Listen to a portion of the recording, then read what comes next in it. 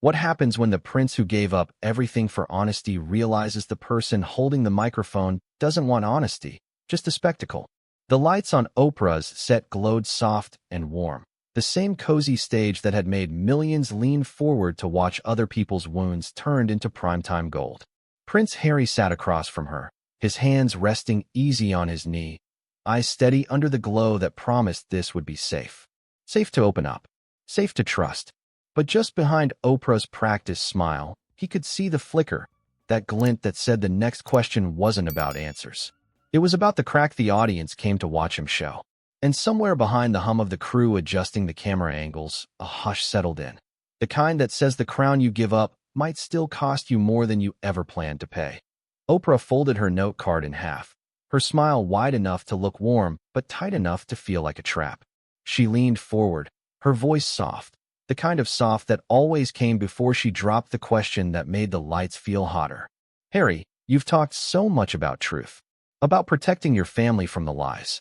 But some people say you've made a living airing the same truth you claim you want to protect. Isn't that a little convenient? A low murmur rippled through the audience, just polite enough to hide the real tension crackling under the warm lights. Prince Harry didn't blink. His eyes stayed fixed on Oprah's, his hands still. Truth isn't convenient, Oprah. It's complicated. And sometimes the only way to protect it is to tell it yourself. Oprah's grin flickered, but she pushed on, tapping the folded card against her knee. But where does it stop, Harry? You want the cameras off when it hurts you, but you want them on when it pays. Some people think that's not bravery, it's branding. A soft gasp slipped from the front row, the kind that always comes when the mask slips too far to hide. Harry leaned in, his voice calm enough to press the hush tighter. Be careful, Oprah. Not every truth is yours to sell. And in that stillness, sharper than any bright light, the next word was never going to come from her card. Oprah's hand stilled on the folded card, her smile pulled tight like a seam about to split. She tried to brush it off with a chuckle, but the tension pressed harder against the edges of her grin. Come on, Harry. You can't sit here and act like you haven't benefited from this. The books, the interviews, people pay to hear you talk about the pain you say you want to leave behind. Harry's eyes didn't waver. He sat forward just enough to make the hush lean closer. They pay to hear the truth, Oprah, because for a long time, they only got the lie. A single hummed through the small studio audience. Raw, low, the kind of sound that says they were leaning in now for something real, not the shiny clip that always came wrapped in polite edits. Oprah shifted in her chair, her fingers drumming on the card. But what's the difference, Harry? How do you decide what pain to share and what to keep? Or do you just pick the parts that make you look good? Harry's jaw tightened, just enough to show he'd heard the insult buried under the question. No, I pick the parts that remind people they don't have to stay quiet just because it's uncomfortable for someone else. A ripple of soft gasps rolled through the front row, and in that hush, every eye in the room knew. Harry wasn't the one feeling the heat anymore. Oprah shifted in her seat, her trademark calm starting to fray at the edges. She glanced at her crew just off camera, but no one moved to rescue her with a neat transition or a well-timed break. The hush was too thick now, pressing in around the warm stage lights that suddenly felt colder than they looked. She leaned forward, her tone dipping into that practiced sympathy that always came before the next cut. Harry, people want to believe you. They really do. But they also see the money, the headlines, the specials. Some say you didn't walk away from the spotlight. You just made your own version of it. How do you answer that? Harry's fingers drummed once against his knee, the only sign the question had touched a nerve. But when he spoke, his voice stayed calm enough to hush the audience even tighter. I didn't build this spotlight, Oprah. You did. The media did. The people who thought my family's pain was theirs to sell did. I just stopped pretending it was normal. A single gasp slipped from the front row, soft but sharp enough to slice through the warmth in Oprah's grin. She tried to gather her charm back around her shoulders. So you're saying I'm the same as the tabloids? That's a heavy accusation, Harry. Harry's eyes didn't flinch. You want my truth, but you want it neat enough to keep the part that makes you comfortable. That's not truth, Oprah. That's a deal. And in that frozen hush, the next word was hers to take, but the moment was his. Oprah's shoulders stiffened just enough to show the line had landed deeper than she meant for it to. She tried to pull the warmth back into her voice, but it wobbled under the weight of the hush pressing tighter around her. Harry, you've said before you want to protect your family from the same cycle you grew up in. But you're still here. You're still talking. Doesn't that just keep the cycle spinning? Prince Harry leaned back, his jaw tense, but his tone unshaken. No, Oprah. Talking doesn't keep the cycle alive. Silence does. Pretending the pain never happened. That's what lets it grow. That's what keeps people like me chained to a version of myself I don't owe anyone anymore. A ripple of quiet spread through the front row, that low, honest sound that says the mask on this conversation was gone now. Oprah tapped her card again, her smile brittle. So what is it you want from people? Sympathy? Forgiveness? Or just another headline? Harry leaned forward, elbows on his knees, his eyes locked on hers. I don't want sympathy. I want people to know they're allowed to break the silence, even when someone with a bigger microphone wants to keep it neat and tidy for their show.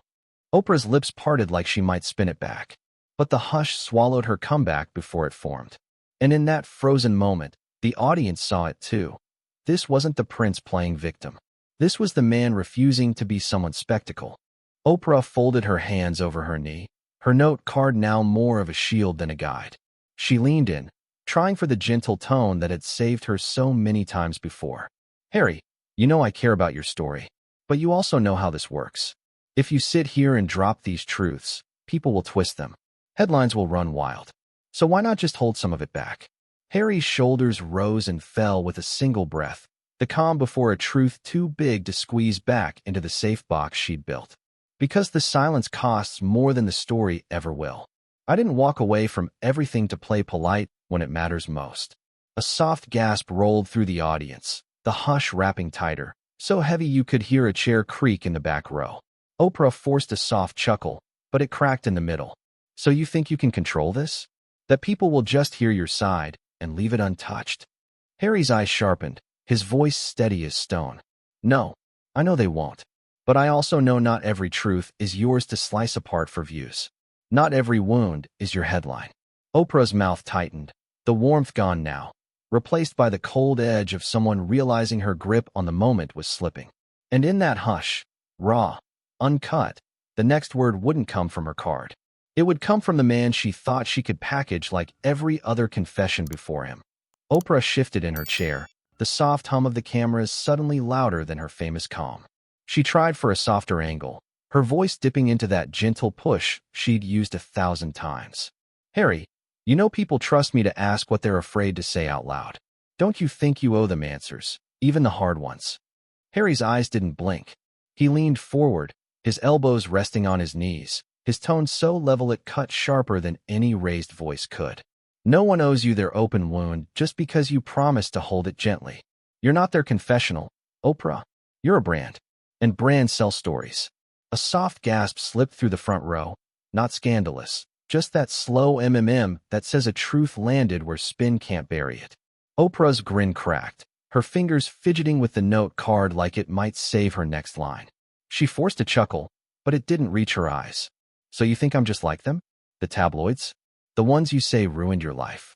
Harry's lips curved, not a smile, just a line drawn in marble. No, you're smarter. You know how to make it look like care when it's really control. That's why you're so good at this. Oprah's jaw tightened. The hush pressed harder, every phone in the audience raised just high enough to catch the moment raw. And in that silence, they all knew, the next crack wouldn't just be in the story. It would be in the safe room she'd spent years building around her crown that Oprah's fingers tapped once, twice, against the card now bent soft in her hand. Her usual armor turned flimsy in the hush that refused to let her slip free. She forced the corners of her mouth up, but the warmth didn't reach her eyes. Harry, you asked to be here. You agreed to talk. Nobody forced you to share anything you didn't want to. Harry sat back, just slightly, the calm in his posture a stark contrast to the tension buzzing under the lights. You're right, Oprah. I agreed to talk. But you didn't say you'd twist my words the second they didn't fit your trailer. A sharp rose from the front row, a few heads turning toward the cameras, now catching every flicker of heat on her face. Oprah's voice sharpened, but it wobbled under the strain. So I'm the villain now? The one who made you say too much? Harry's jaw tensed, his voice level enough to turn the hush into stone. You didn't make me say anything. But you sold the idea that this was safe, that my truth wouldn't become your headline. That's the lie, Oprah. The biggest one in this room.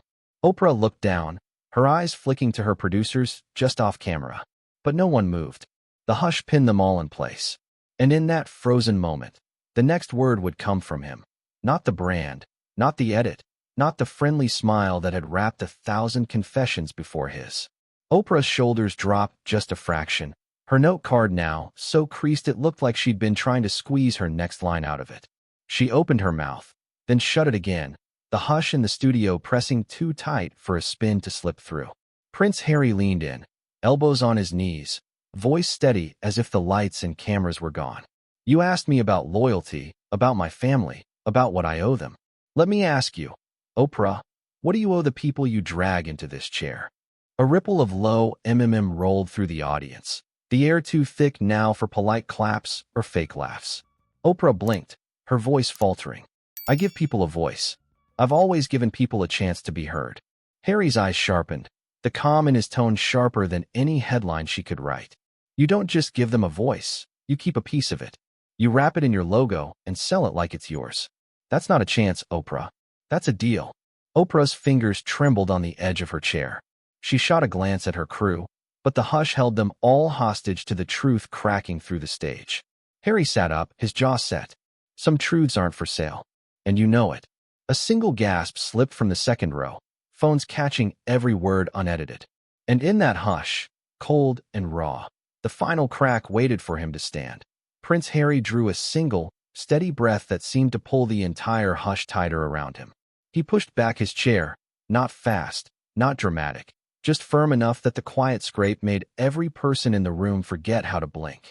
Oprah's lips parted like she might pull him back with one last line, but the words caught behind her teeth.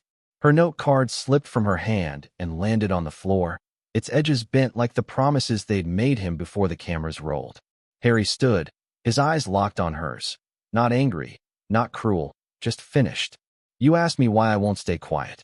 It's because silence never protected me. It only protected the people who sold my truth for profit. A soft clap broke from the far end of the audience, then stopped as quickly as it began, a flicker of real that no applause sign could fake. Oprah found her voice, small and cracking. Harry, wait, you can't just. But Harry's voice cut clean through the hush.